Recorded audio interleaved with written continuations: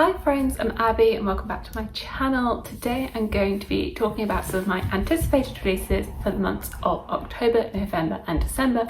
This is a video series that I do quarterly looking at the books that are coming out in the near future, and we're now into the final quarter of 2025. How? And yeah, looking at what is coming out. So I have 11 books to talk about. Let's see how well I can do the synopsis this time around, but if you don't like my synopsis, I will just put the Goodreads one in the description box for you to check out.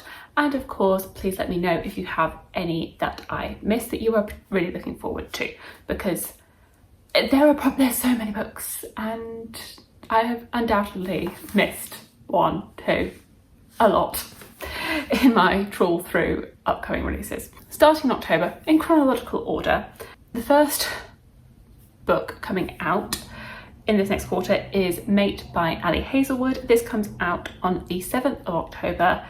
This is a follow-up to Bride, which came out last year. This is Ali Hazelwood's third book that she has had come out this year. How is she doing this? This is set in a paranormal world where it's a sort of interpretation of our own, but there's humans, werewolves and vampires. The first book, it was a marriage of convenience between one of the head vampire families and one of the head werewolf families, which obviously started off as a hate but turned into a love. In this one, we are following two of the side characters that were within that one and within that world. And I think it's continuing to see the dynamic and the shifting of dynamics between the werewolves, vampires and humans, and how that is all working out, the politics at play there as these two characters develop a romance. Additionally, coming out on the 7th of October is Alchemy of Secrets by Stephanie Garber. This is her newest release and a step away from the worlds of Caravel and Once Upon a Broken Heart, which were her two trilogies that are currently out. This is completely separate from that, and I believe it is a standalone.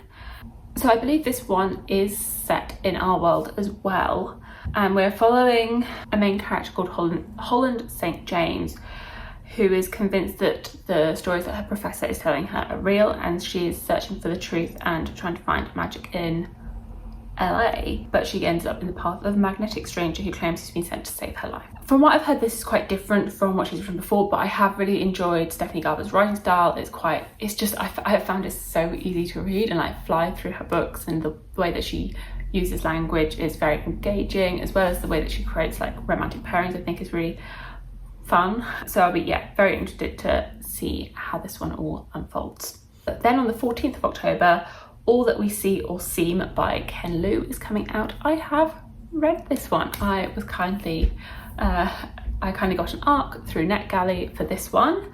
This is a new sci-fi from him. So I have read and loved The Dandelion Dynasty by Ken Liu, and also The Paper Menagerie, his short story collection.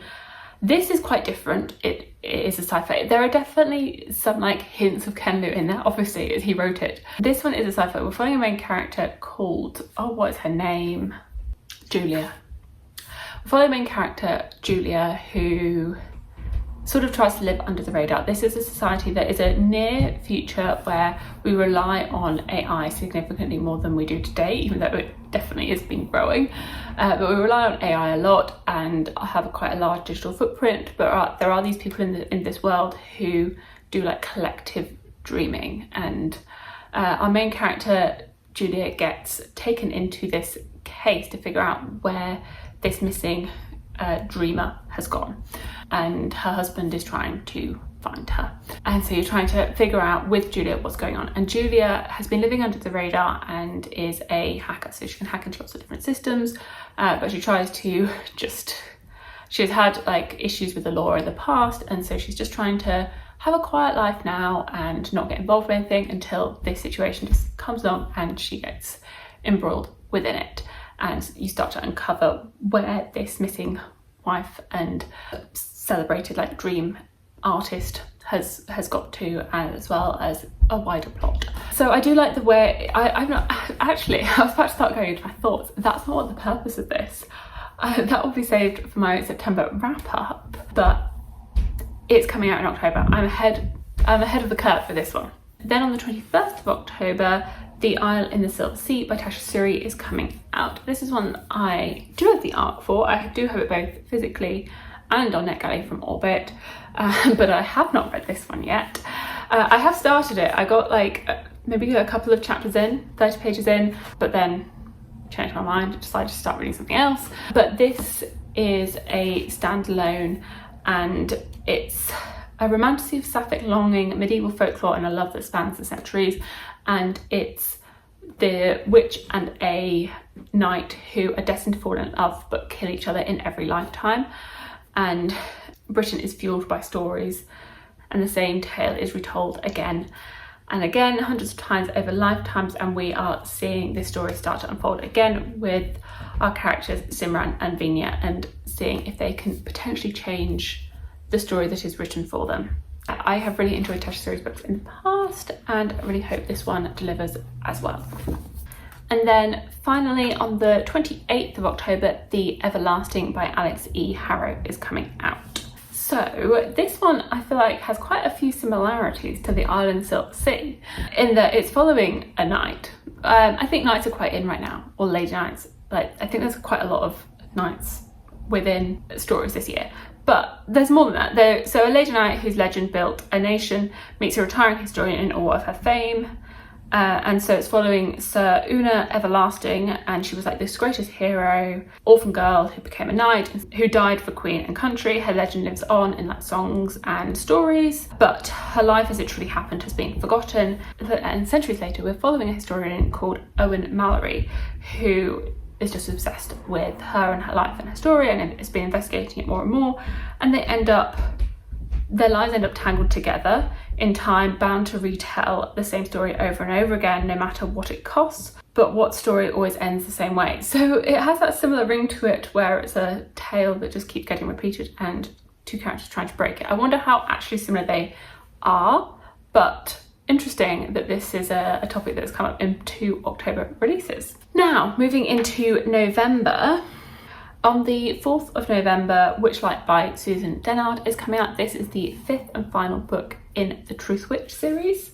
I have read the first 3 books in this series, and I actually have very recently just reread this first book to start preparing for this release. I think I'm going to be a little bit behind because I'll have to really like get my skates on to have caught up everything in a month. It's not going to happen. But I have recently reread this one.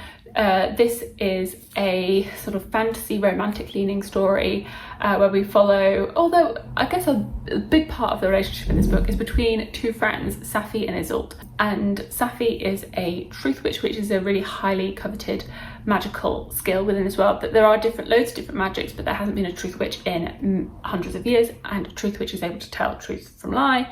And so she is quite highly sought after by lots of the power plays within this world. Within this, there has been war that has gone on for many years, and they're coming to the end of a 20-year truce, and seeing what is going to be happening now that truce is potentially coming to an end. Safi and Isolde end up being brought into all of this against their will, and it is that, really. Is the start of it all. But there's like lots of history and lore and potentially things from the past coming up, and yeah, true powers and who Safi and Isolde might actually be. I'm excited to continue on, but I can't tell you about the 5th book, but I am really excited to finish this, and it's been a long time coming. That it has been ages and ages. So I'm really excited to see how this series all wraps up. Then on the 6th of November, Empire of the Dawn by Jay Kristoff is coming out. This is the, I think, 3rd and final book within the Empire of a Vampire series. I think it's a trilogy, as far as I know. I've not read any of this series.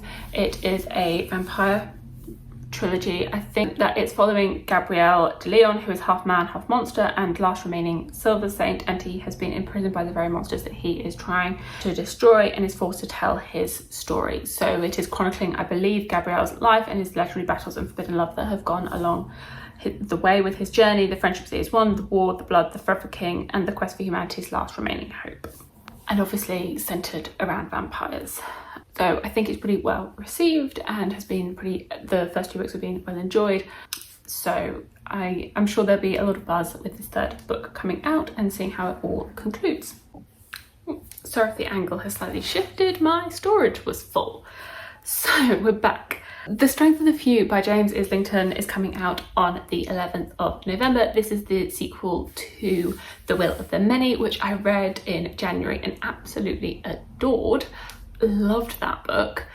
This is a sequel. The first book, we're following the main character Viz, who is an orphan, and at the beginning of the book he gets adopted and into a wealthy family with the ambition that he will go to this school to infiltrate it. It is set in a Roman-inspired world, and the society is divided by hierarchies. So from 1 to 8, 1 being the top and 1 being the pinnacle of society, and everyone sees their will, their power, their strength up. So if you're in the 8th level, you seed your will but you don't receive any, and going up the people receive more and more will, and so that gives them power to be able to do lots of things, like health in general, but they do end up having powers. And the person that has adopted Viz is very keen to find out what is going on at school because of the situation with his brother, and also some of the political machinations that are going on within the world as well, between different factions within the government that want to have control. I adored the first book and so excited to see where it's all going to go. And then on the 13th of November, The Last Wish of Bristol Keats by Mary E. Pearson is coming out. This is the sequel and finale to the Bristol Keats duology. So I read the first book last year. This is a fae-centered fantasy romance story following, as you can guess, Bristol Keats, whose parents have died, but she thinks something else has gone on, and she ends up in the world of the fae to try and figure out what has happened, and events go from there. I enjoyed the first one. I feel like it's getting a little bit fuzzy in my brain now because it's been not quite a year, nearly a year, and I actually read that whilst moving here, and yeah, so excited to see how that all concludes. And then another one where I read the first book towards the end of last year is Brimstone by Kelly Hart, which comes out on the 18th of November. This is the sequel to Quicksilver, another fantasy romance story. I think this one is a trilogy though. In Quicksilver we're following a main character, Cyrus Vane, and she is good at keeping secrets. No one knows about the powers she possesses or the fact that she's been stealing from the Undying Queen for as long as she can remember, but a secret is like a knot, sooner or later is bound to come out, and Cyrus ends up being like faced with death, and at this time she inadvertently opens a gate into another world and is transported to Yvelia, a land of ice and snow where the fae exist, and they've always been a part of like myth and legend, and they have been trapped there, and they realise that she is able to create these gates between worlds, and potentially that is going to be able to help them. And she ends up being like bound to Kingfisher, a moody, broody, handsome fae warrior with an agenda of his own. So I enjoyed Quicksilver. I had fun with it, and I feel like I've forgotten things as well in that one, but I feel like I'll just dive in with Brimstone and see how we go. And now, coming to the end of things, December, I was struggling. I could hardly find anything for December. I mean, that is 10 new releases that are coming out over the next 2 months. I feel like there's a pretty like steady amount of books coming out through October, November that I'm definitely interested in, that are continuations to things, that are fantasy leaning for the most part. But December, I couldn't really find much coming out in December. The one thing that I did find is that Tailored Realities by Brandon Sanderson is coming out on the 9th of December, which is a compendium of some short fiction by him. Some of it has been published before, but I think there is a new one in there that's brand new. I believe this is more centered around some of his sci-fi work, and it's not at all Cosmere related, but that is coming out. Or aside from that, I didn't really find very much.